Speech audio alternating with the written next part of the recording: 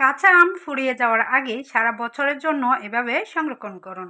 আজকের টিপসের মাধ্যমে দেখিয়ে দিচ্ছি সারা বছর কিভাবে কাঁচা আম সংরক্ষণ করে রাখতে পারবেন। হাই এভরিওয়ান, শাহানাজ কিচেনে সবাইকে স্বাগতম জানাচ্ছি নতুন আরও একটি ভিডিও দেখার জন্য।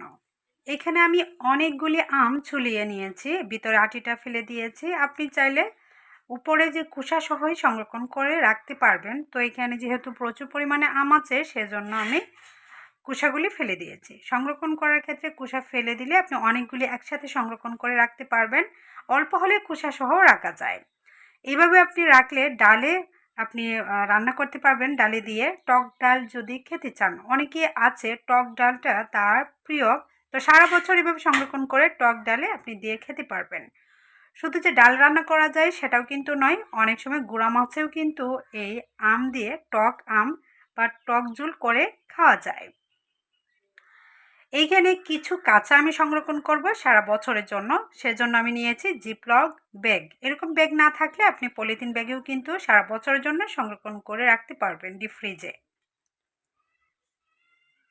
অল্প কিছু আমি কাঁচা রেখে দিব।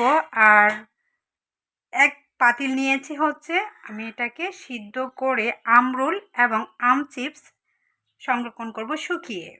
সারা বছর আপনি আচার হিসাবে খেতে পারবেন, আবার যে কোনো ডেজার্টসের মধ্যে দিয়েও কিন্তু পরিবেশন করে খেতে পারবেন।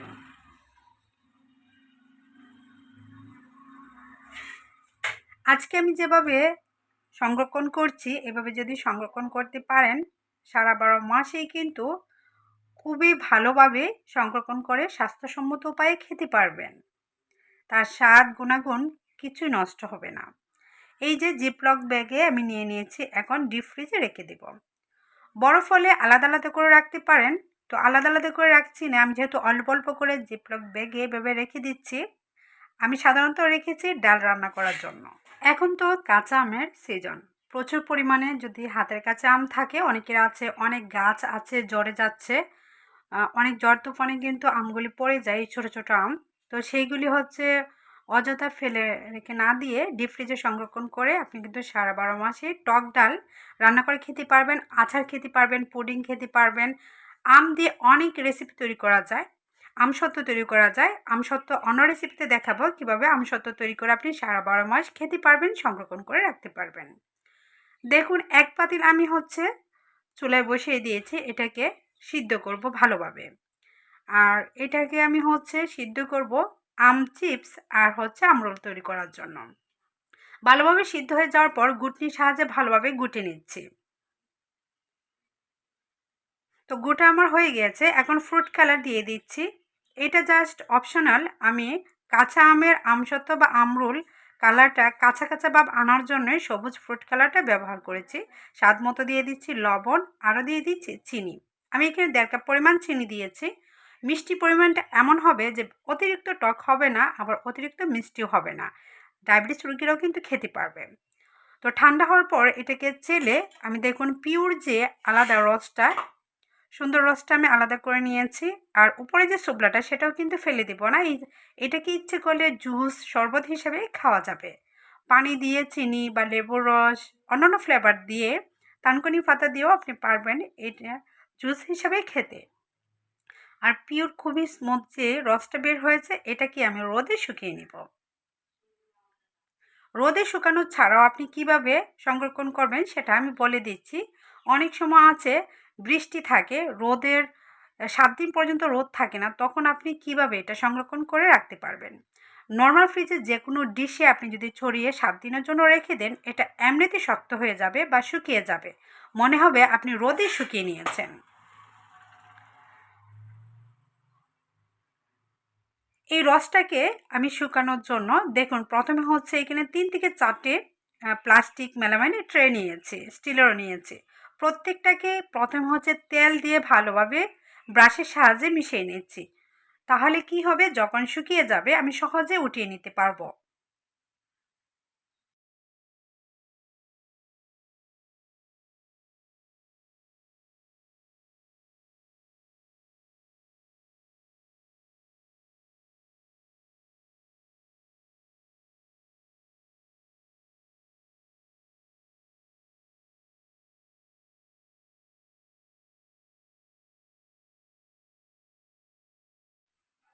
সুন্দরভাবে তেল ব্রাশ করা আমার কমপ্লিট। এখন হচ্ছে একটা চামচের সাহায্যে পাতলা পাতলা করে ছড়িয়ে নিব। যত পাতলা করে দিবেন তত তাড়াতাড়ি শুকিয়ে যাবে, তবে অতিরিক্ত পাতলা দিলে এটা আবার যখন উঠাতে যাবেন ছিঁড়েও যেতে পারে।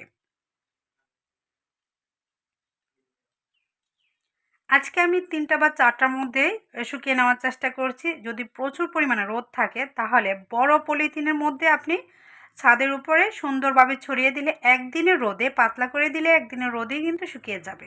এখনই রোদ খুবই কড়া থাকে, ১ দিন বা ১.৫ দিনের রোদে পারফেক্টভাবে শুকিয়ে সুন্দর মচমচে হয়ে যেতে পারে। তো এখন দেখুন আমি হচ্ছে এভাবে রেখে দিচ্ছি।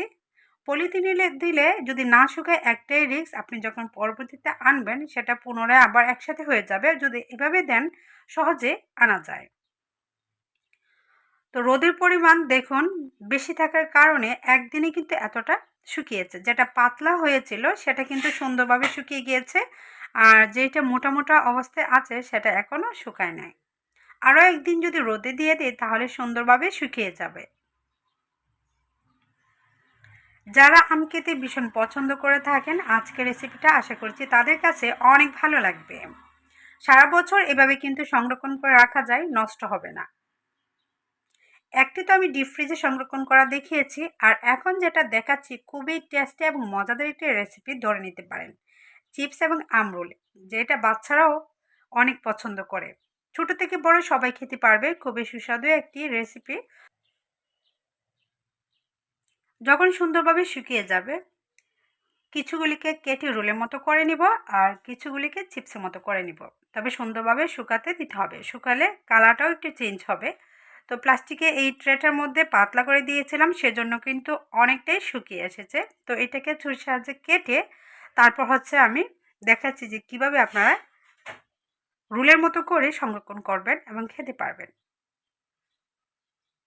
আম এভাবে সংরক্ষণ করে কাউকে গিফটও করতে পারবেন, সেও কিন্তু হাসি মুখে এবং সুন্দরভাবে একবারে গ্রহণ করবে। আর খেতে দেখতে অসাধারণ এই আমরোল বা আম চিপস। এখন যেটা টেনে টেনে নিচ্ছে তো বেশি পাতলা হলে ছিঁড়ে যাবে, তো এর চেয়ে পাতলা করা যাবে না। লম্বা লম্বা করে তারপর এরকম গোল গোল করে নিচ্ছি। তো আমারটা ভালোভাবে শুকায় নেই, সেজন্য মাঝে মাঝে ভেঙেও যাচ্ছে।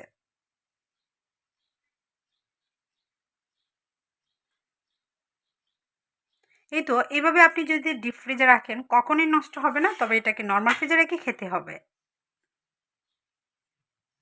বাহিরে রাখতে পারবেন ১ সপ্তাহের জন্য। এখানে আমি কোনো প্রিজারভেটিভ ব্যবহার করি নাই যে দীর্ঘদিন সংরক্ষণ করা যাবে।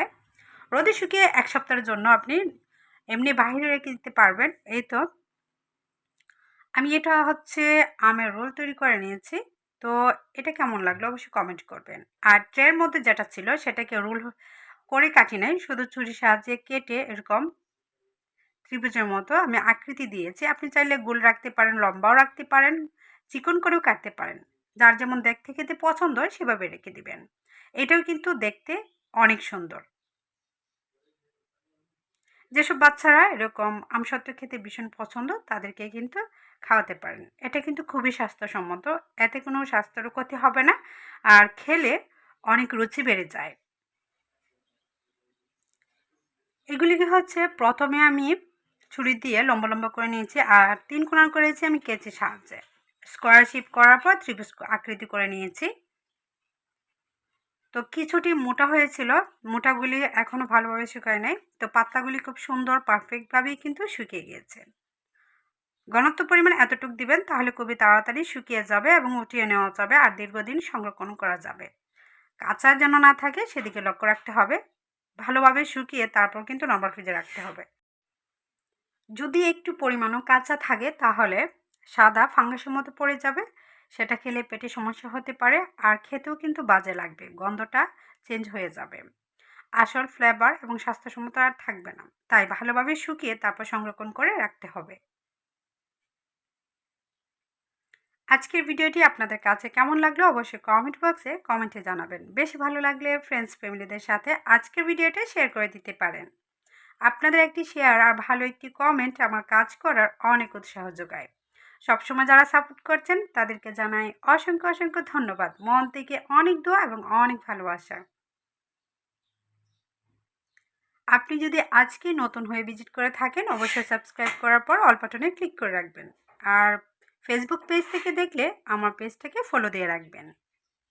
তাহলে ভিডিও ছাড়ার সাথে সাথে নোটিফিকেশন আপনার কাছে চলে যাবে, যখন ইচ্ছা তখনই আপনি আমার ভিডিওটা দেখে নিতে পারবেন। কেমন রেসিপি পেতে চান অবশ্যই কমেন্ট বক্সে লিখবেন। আপনাদের কমেন্টের উপর ভিত্তি করে রেসিপিগুলি করার চেষ্টা করব।